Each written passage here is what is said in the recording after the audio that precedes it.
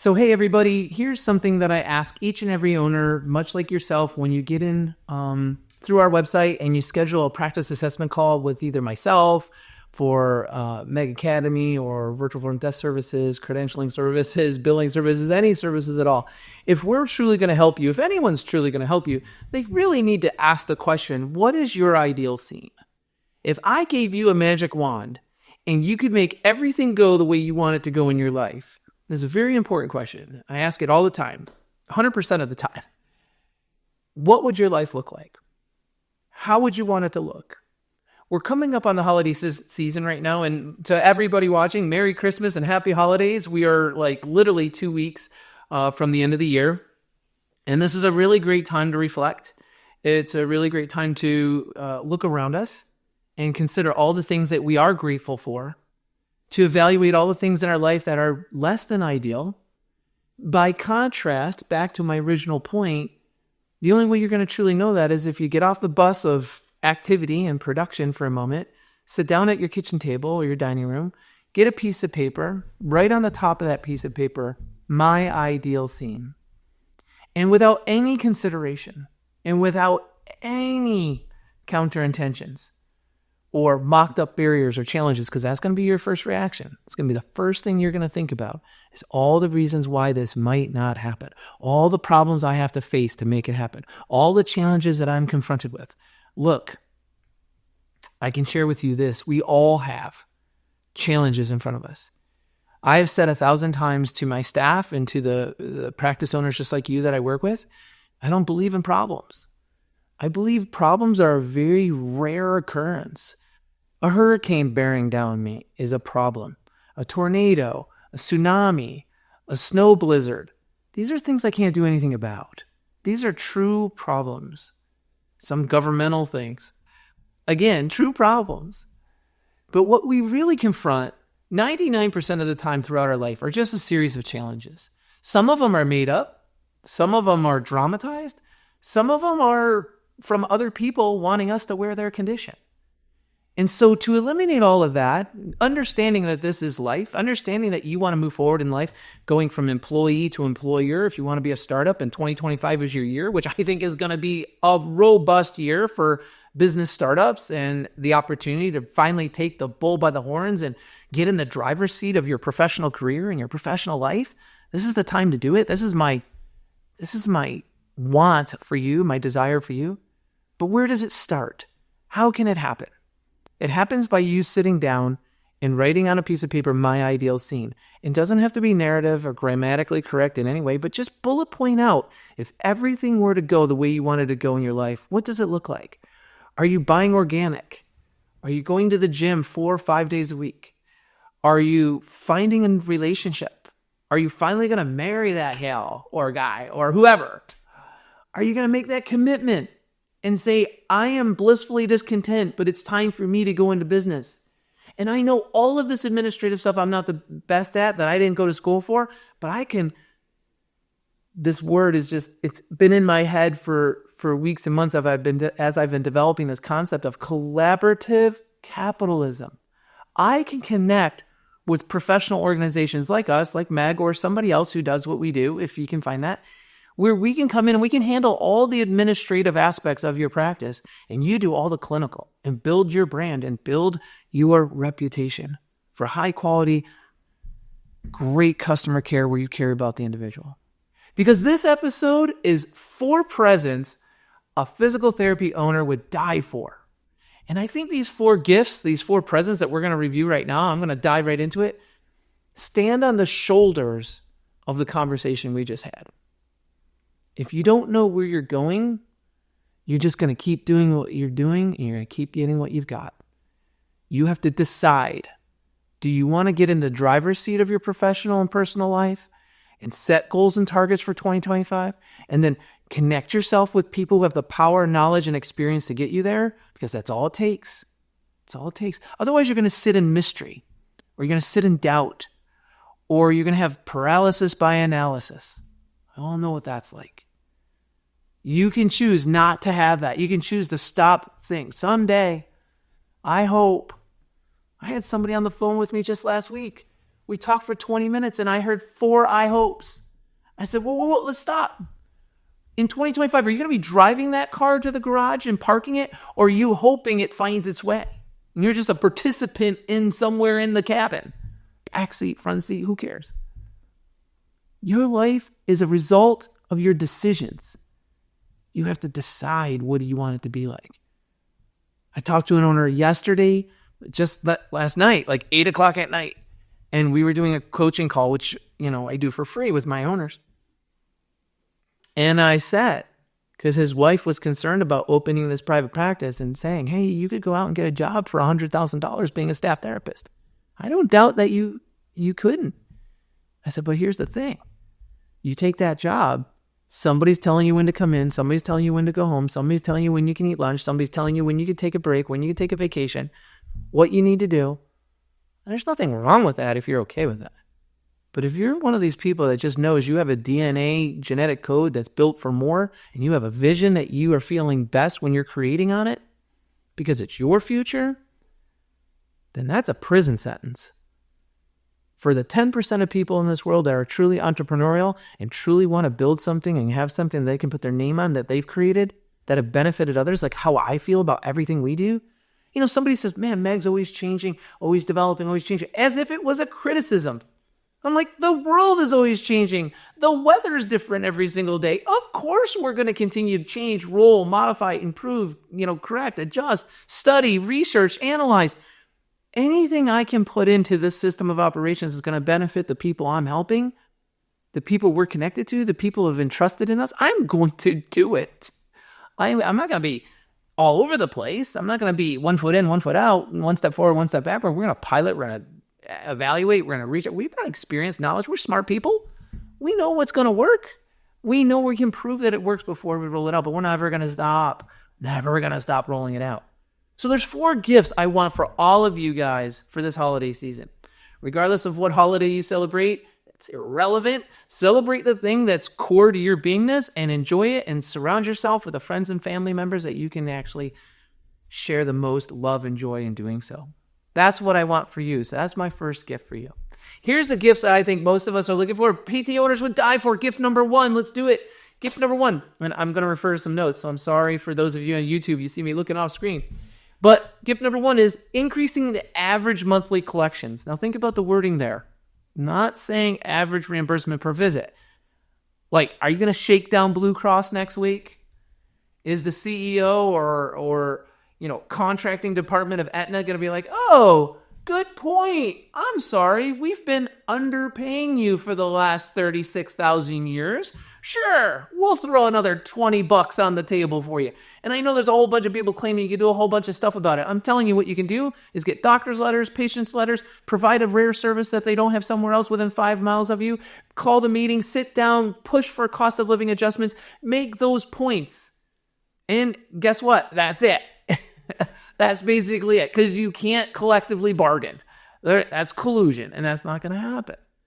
Is the system rigged against us? Yes. Am I being cynical and critical? Yes, I absolutely am, because I'm observing what I'm observing. So let's not get stressed out and worried about that and go down-tone and become angry, nasty individuals, because I don't live my life like that. I am 100% start every day like, let's have a better day today than yesterday. That's why my emails end with expect to do well. I want you to expect to do well. And the where you can have an impact is on gift number 1. My greatest desire is that you achieve this for 2025 is increasing your average monthly collections. Here's some examples of how I think you can do that without having to necessarily just run faster and faster and faster on the treadmill. More patients, more patients, more patients. I mean, that's an obvious, but that's not what I want to share with you. I want to share with you high-level executive training that we give our med clients for your benefit right here, right now. And here they are. Bullet point number 1, increase your percent of Medicare patients. Now, some of you in the Pacific Northwest are like, what, are you crazy? Those are the lowest paying patients I have. Well, I get that. Maybe that's not the step you're going to take.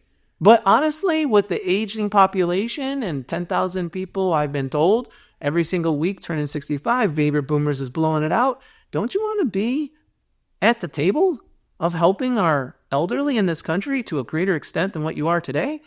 Typically speaking, most family operating private practices are hitting their stride when they have 30 to 40% of their caseload being Medicare, 30 to 40%. For many, many, many offices, it's often their highest payer in some parts of the country, or definitely it's above the industry average. I mean, right now, $81 to $83 a visit is statistically what I see based on my research as the average collections per visit. And I think it's safe to say if you're providing an abundance of care with a Medicare patient, you're going to do better than that. In many places, I can't speak for all. Better CPT utilization. I do these lectures all the time. I have it inside Meg Academy. If you take a TheraBand and you do shoulder flexion for anterior deltoid strengthening, it's 97110. It's TheraX. If I do the same darn activity, but I document I'm doing it to simulate putting milk in a fridge, guess what? That's functional activities. That's therapeutic activities, and that reimburses higher. So what is the intent of your care? And make sure you're documenting accordingly. And don't fall into the rut of everybody's TheraX, TheraX, TheraX, TheraX, TheraX, when in fact they're not. Think about what you're doing and why you're doing it, and document accordingly. Number 3, for increasing your monthly average collections, 20 to 15 to 20% cash-based services. Create a cash vertical. My favorite is utilizing the newbie eSIM. You can do that with a variety of different personnel, and there's a variety of different ways you get. Really, go to NewFit. Go to the website, www.neufit. Speak to Garrett. Speak to his team. He's got a great team. Don't ask for Garrett. Garrett's running the whole show. He's the brainchild behind all this. So one of the smartest, most well-balanced, ethical people that I've worked with and continue to support. And I hope you support somebody who continues to pursue advanced technology for your benefit. And that's NewFit. So check them out. RTM, remote therapeutic monitoring codes. And again, don't let me gloss over. There's other cash-based services that meet your fancy, massage, Pilates, whatever it is. But get some, aftercare program, some sort of aftercare program. Personal fitness training was my great success. Aquatic therapy was our great success. So find something that's going to gel with your culture and go for it. Remote therapeutic monitoring. It's been shown that each therapist who is diligently and consistently utilizing RTM, you could see $8,000 a year at the end of the year for those efforts. Multiply that by the number of therapists you have, that could be nice. Diversify income verticals. I did PT, OT, speech for children, adults, aquatic therapy, and personal fitness training. I don't have that many income verticals, but I did. And the more income verticals you have, the more opportunity you have to broaden your market, the more monthly revenue. Look, your electric bill doesn't go up because you increase more verticals. Your rent doesn't go up because you have added more services. So add them up. It's like a hotel room, man. Book more rooms. The lease is the lease. you get greater value for doing so. Expand to a 6-day work week and adjust to a flex schedule. I was very successful in having the stay-at-home moms come in on Saturdays from 9 to 2, 9 to 4, when her husband could, or flip that around gender-wise, however you want. Watch the children, get some adult time, whatever that may be. I had people that loved working Tuesday through Saturday. Saturday's quiet, slower pace, easier, more convenient. They're out by midday. And they worked Tuesday through Saturday, had, basically kicked off at 2 o'clock and had Saturday, Sunday, Monday off. So think about that. Gift number 2, the number 2 present that PT owners would die for 2025 is to increase their EBITDA, earnings before interest, taxes, depreciation, appreciation, which basically for many of us non-financials means net revenue. I would love to increase your net revenue. So let's take efforts to do that. Number 1, I broke this into 2 main categories because it's so big and broad. So the first category you want to dive into is payroll costs. Reducing your payroll costs, which is your largest expense on the books. We all know that. So let's take efforts to reduce our payroll costs. I'm not interested in paying people less for the quality of effort and the value that they provide to the table. And number 2, I am definitely not saying that people's value, their personal worth, is connected to the green paper and dead presidents that you're paying them with, which is money, green paper with dead presidents on it. Their self-worth is never connected to the finances of their paycheck, because that's a very shallow way of looking at life. Their self-worth is through acknowledgement, validation, exchange, optimum health in the individuals that they've been able to help. That's what brings me great joy. Man, I've been working, getting up at 6 a.m., sometimes 5:30, and I've made a promise to myself that during this last month of the year, I will not kick off and finish work until 11:30 or 12 o'clock at night. And a lot of you may be like, oh, and I'm like loving it. I'm like literally loving it. I'm going like till 11, 12:30 at night, 12:30 last night. And the quiet time and the peace of thought and reflection has helped me become so much more productive and efficient. So increasing your payroll means putting in some more time, thought, and energy on your behalf so that you can be more creative and more innovative and have greater development for your team. And thus, you're going to have greater value and greater level exchange from your team. So number one, better scheduling of your patients. The ideal schedules, the top 10% are scheduling every 30 minutes, patients staying 55 to 60 minutes, 55 to 65 minutes long. And then other people scheduling patients every 40 minutes. Without a doubt, without a question, financially, economically, quality of care is not suffering if, in fact, you embrace the right way to go about scheduling every 30 minutes and scheduling patients every 40 minutes. Bringing them back 5 minutes early, keeping them 5 minutes late, using supervised, unattended modalities when appropriate, using care extenders when appropriate, doing point of service documentation as much as you can. Those things will allow you to optimize the most efficient clinical schedule. So find what works for you. Nobody should dictate that to you, but I do know for 99% of us, a 1 hour per patient schedule is wrong on so many levels. They're just mental considerations why people dive into that. But in terms of running a business that's going to be economical, viable, and survive and thrive, that schedule is literally going to work against you unless you're going to stay very small and under the radar. So I'm not here to say that it's wrong. I'm just here to say that if your dream and goal is to actually grow and expand by 15% a year and you adhere yourself or attach yourself to that schedule, you're just making that life journey much more difficult. Now, many of you I'm collecting 135 a visit. Great, knock yourself out. While that gift horse keeps giving, just enjoy it. But the national average is 81 to 83. So real hard. In upstate New York, in many places, is like 61, 63. I mean, the math just doesn't work. Keep therapists' hands out of the schedule. Two things you don't want your therapist to touch is the money and the schedule. If you still have your therapist going into the schedule and scheduling their own people, you are suffering in some way, shape, form, or fashion throughout the year because they are not wearing that hat. That is not their post. They are a clinician and they should be doing clinical work. Leave that up to your professionals.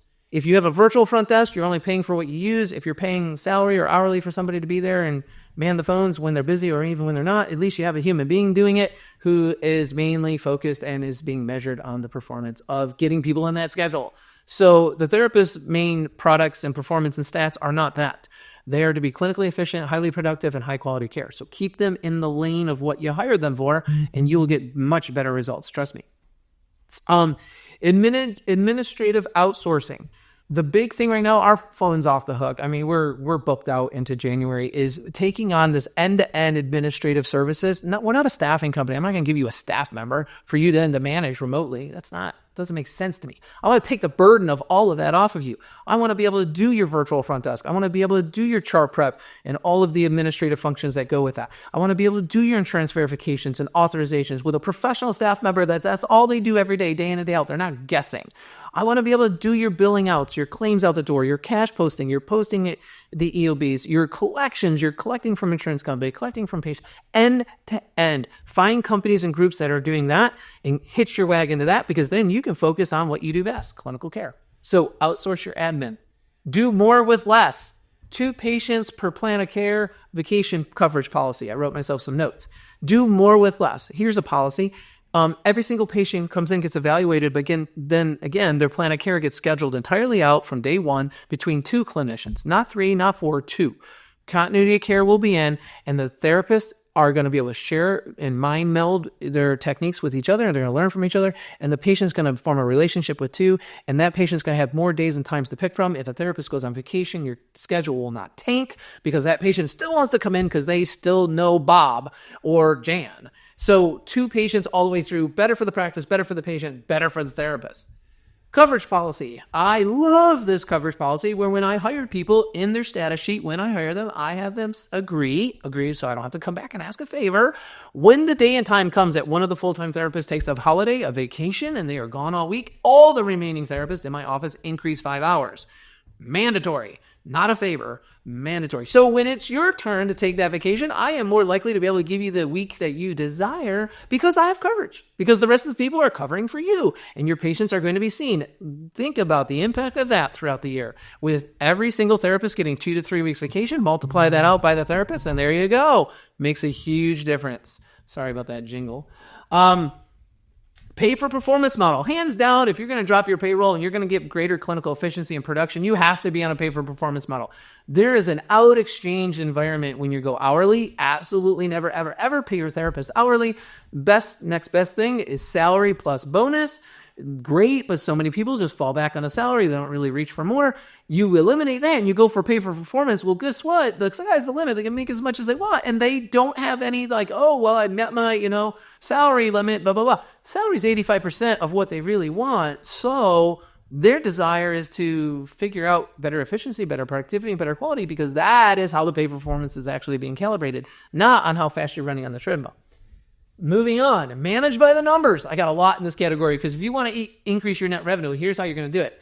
You're going to get, again, I'm going to use the example from above on how you're going to increase your monthly collections. This one applies here too. 15 to 20% of your business being cash. 85% clinical efficiency. Net promoter scores 9 or above. You need that. 95% of your patients have to be raving fans about your practice and who you are.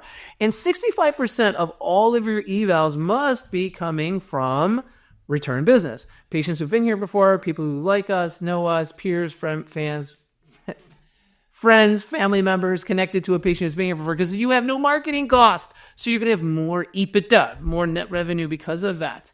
Your clinical to admin ratio, you should know this number, 2 clinicians to every 1 admin. Of course, if you outsource that, it becomes a flat rate thing, right? So super, super great. GI divided by staff. Can you get your gross income divided by staff up over $2,500 per head? If you have that, you're rocking it, man. You are totally rocking it. That's how you're going to increase your EBITDA.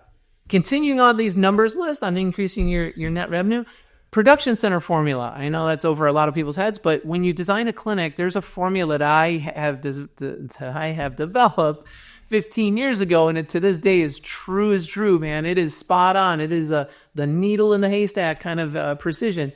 I don't know if that actually makes sense, but it's very precise, and it tells you, based on the environment you build, what kind of volume could that practice actually perform, and how could you scale up to that. If you don't know that number, you're just guessing. Your owner's salary versus distribution. I like to see owners get paid a salary for the clinical time that they're treating patients, and then distribution for the rest. That will help increase your net revenue because you are not matching payroll taxes and Social Security and stuff on your distributions. Billing and collections. I know this list is long, but man, I'm giving you the farm here. I really want you to get greater net revenue with what you've got, and these are the changes you can make to do it. No AR rolling. You cannot have your AR going from 0 to 30, 30 to 60, 60 to 90. You just see it kind of moving down the chain. Get your over 90 days of AR under 15%. If you have somebody doing your billing and you look at your AR right now going into 2025 and you are not under 15% of total AR, give us a call. We have been doing exclusive physical therapy billing for hundreds of offices since 2010. I mean, we've got this thing hardwired. I'll give you a million success stories. We can do this at rates that will make your head spin. So it's not all about the rate, but I am trying to get your EBITDA up. So I will always try to pass the savings on to you. But as long as I can cover my staff and pay my people and have enough to put back into the business to grow and expand and continue to provide the quality we do, the rest goes to you. So that is what we're here for. PTs helping PTs, right? Sending claims out the first time correctly. Get your billing company to pump claims out after they scrub the claim. So I don't know. I'm going to leave that one to a mystery. We'll talk about that if you call in, and there's more to explain there. Gift number 3, always be fully staffed. Always have your clinic fully staffed. So here's how you can be fully staffed. Number 1, create a pipeline of students coming into your business. If you are not being the clinical instructor of students and you do not have a relationship with a minimum of 3 schools, You will at some point in time be on the struggling block of trying to find good, high quality clinicians. You should have therapists coming in your door through a pipeline to the schools on a regular basis. Have a mentorship program. Anybody who's 3 years or less out of school is either number 1 or 2 on their list. They're wanting to learn, they're wanting to develop, they want to become more experienced, more skilled. So have a formal mentorship training program within your practice that you can put in front of them during the interview. In writing, people believe the written word 9 times more than they do the verbal. Definitely do that. Have an employment ladder. Show them an opportunity of how they can move up in your employment ladder. Utilize the WHO method of hiring. Sorry to stumble there. Utilize the WHO method of hiring. It is a wonderful book by Jeffrey Smart. Look that up. Get it on Amazon. Definitely understand how to attract and interview and evaluate A players. Don't settle for anything less. A players is what you're looking for. Learn how to close. There is a 5-phase hiring program. For those of you that are in Mega Academy, go back to the hiring, team building, and retention program. Watch that again. Role play it again. Take the quizzes again, and know in phase 5, it's the close. Know how to set up your sheet, how to go through the bullet point list of the elements that are in the order of importance to the person in front of you, and then bring them to a close within the next 24 hours. They don't have all week to ponder it and go up and down the street and shop your offer. As a matter of fact, they're not even getting an offer unless they can commit to making a decision. All of that is in the 5-phase hiring program for those of you who are in Mega Academy. Go back, look at it again, because the number one thing I hear people saying is they're having a hard time with staff. And I'm like, I never had a staffing problem. I mean, not never. I mean, I had my times when, one time I let 4 people go in 1 month. But normally speaking, in the 18 years I ran my clinical practice, I was never held back because of a staffing issue. So hiring 24/7, it never stops. You're always advertising, you're always hiring. Last bullet point here, put gamification into your practice. Please put some gamification. People want to be engaged. So that is the gift for 2025, number 3, being fully staffed. This is a gift that I'm sure all of you guys as owners would die for, so let's have that. Here's the most important gift I have to point out to you, that I have to offer you, that I have to share with you here and now, is the gift of freedom. I believe within my heart and in my DNA and every cell in my body that every single human being on this planet Earth is striving for a greater degree of freedom. We are striving for greater economic stability paired up with greater time flexibility. If you have more financial stability and you have the optimum time at your hands, you've optimized your time so that you can share that with the people you love and do the things that you most enjoy, you're living the life that you've always envisioned for yourself, I would gather. Here's how you can do it. Get into phase 2 management. Build a management team that's going to actually run and operate 80% of your operations. I have a person right now who's got clinics in the Midwest and has clinics in Hawaii and goes back and forth and works 15 to 20 hours a week remotely running the business. I lived in Florida and I ran 6 clinics from Florida on 15 hours a week. I mean, it was awesome. It was literally awesome. But I have a large majority of my owners who are treating 15 to 20 hours a week, and the rest of the time is theirs to run the administration of their business. Or one of my people has a pizza shop. So they do other things that they enjoy. That could be your life too. Outsource your admin. The less you have to handle, the less you have to manage, the better. And I'm not saying outsource staffing. There's a lot of staffing companies out, I'll get you this person from this part of the country, that part of the country, this part of the world, that part of the world. Let me tell you, they're your headache. They're still your staff member in spite of what they have to say. You signed up for a staff member. Go with a service, whether it be with us or somebody else. Let the services speak for themselves. Operate from a business strat plan to a management action plan to a daily battle plan, and compartmentalize your time. Work off of a Google Calendar. Block off times of admin, block off clinical times, block off mental health times, block off physical exercise times. This is my gift to you. I think you will excel and do wonders if you make a commitment to bringing in these 4 gifts in 2025. I hope you enjoy this message. As always, expect to do well, and let's get together whenever it's convenient for you and see what we can put down to help you achieve pulling in each and every one of these gifts for 2025. I wish you the best of luck. Happy holidays. Merry Christmas. Happy New Year.